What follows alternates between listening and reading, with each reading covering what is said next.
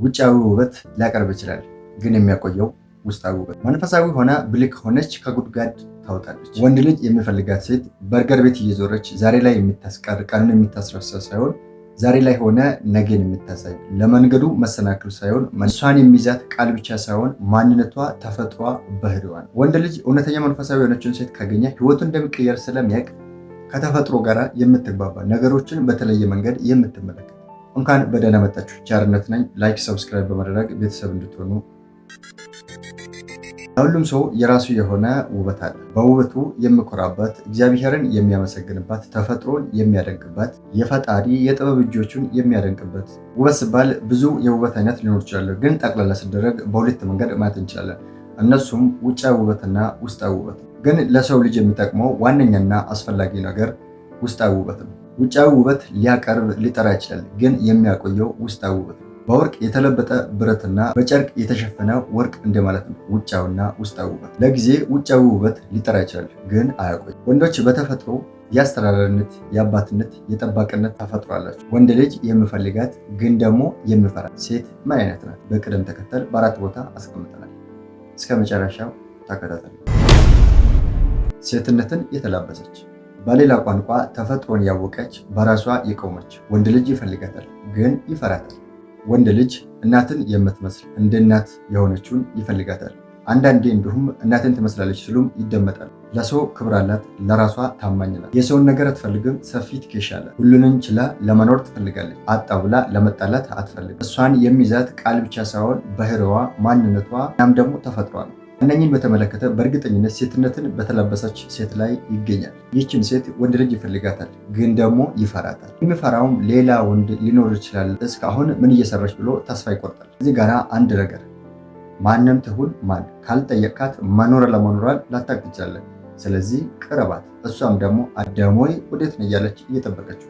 ሴትነትን የተላበሰች ተፈጥሯን እየጠበቀች በብዛት አትገኝም። ከተገኘችም ደግሞ የትኛው ወንድ ደግሞ አይለቃት። ድንቅዬዎች ናቸውና እንደዚህ አይነት ሴት የሚፈልግ ከሆነ ትኩረት መስጠት ያለበት በውጫዊ ውበት ላይ ሳይሆን ውስጣዊ ውበት ላይ ትኩረት ከሰጠ ማግኘቱ አይቀርም።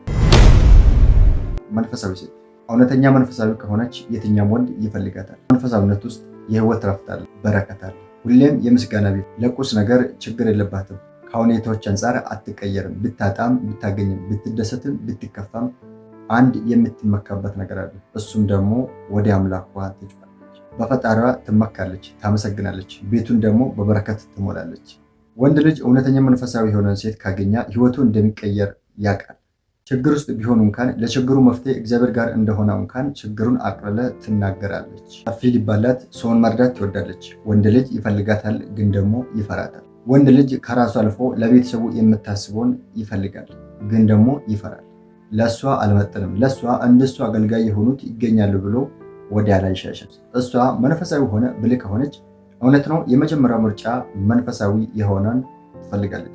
ሁለተኛው ግን ከመንፈሳዊ ውጭም ቢሆን ትቀበላለች። ወደ መንፈሳዊነት የመቀየር እምነቷ፣ ኃይሏ በውስጧ እንዳለች ታውቃለች። እንዲሁም ምን ብለህ ታስባለች?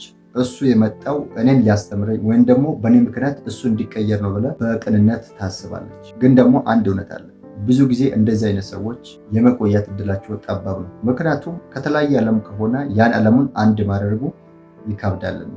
ምናልባት አንተ ገደል ውስጥ ይዘህ እየገባ ካለ ገደል ጫፍ ደርሰህ ትመለሳለች። ምክንያቱም ብልናት ከአንተ ጋር ገደል አትገባም። እስከ መጨረሻ ማድረግ ያለባትን ታደርጋለች። ግን እሷ የምትፈልግ ከሆነ ቀድመ መንፈሳዊ ሆነ መቅረብ አለብን።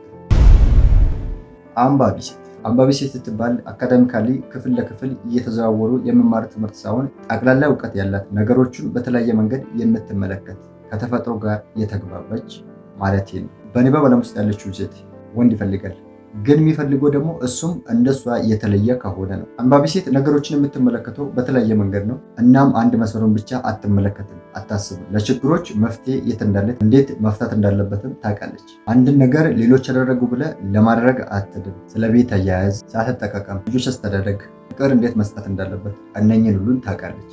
እነኝን ሁሉ አስመልክቶ ወንድ ልጅ ይፈልጋታል፣ ግን ደግሞ ይፈራታል። እንመጣጠንም አንግባባም ብሎ ያስባል። ግን አንድ እውነት አለ። እሷ ማለት ግልጽ ናት።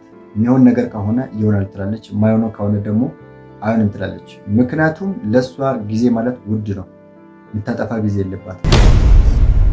በማዕረግ የምትበልጥ ሴት። ይሄ በአካዳሚካል እውቀት አንጻር የምታይ ነው። ብዙ ጊዜ በአካዳሚካል እውቀት ከፍ ያሉ ሴቶችን ይመለከታል። ለቤት ስራ ሲሆን ጊዜ በብዛት ላይ ይገኛል። እነዚህ ሴቶች ትኩረታቸው በእውቀትና በማዕረግ ላይ ናቸው። እነኛ አይነት ሴቶች የሚጣመሩት እንደነሱ በማዕረግ ከፍ ካሉ ወንዶች ጋር ናቸው። ከ5-10 ዓመታት በፊት እነኚህ ድንቆች ነበሩ። አሁን ግን በትንሹም ቢሆን ቀላል እየሆነ እየመጣ ነው። እነኚህ ሴቶች እውቀት አድናቂዎች ናቸው። የተለየ እውቀት ይዘህ ከመጣ ከነሱ በአካዳሚካሊ የተለየ እውቀት ይዘህ ከመጣ የመቀበል ፕሮባቢሊቲ ሃይ ይሆናል። ባለሀብት ሴት። ለዚህ ሴት መስፈርቱ ምንድን ነው? እስቲ በኮሜንት ላይ አስቀምጡ። እስካሁን ካየናቸው የትኛው ተመቸ?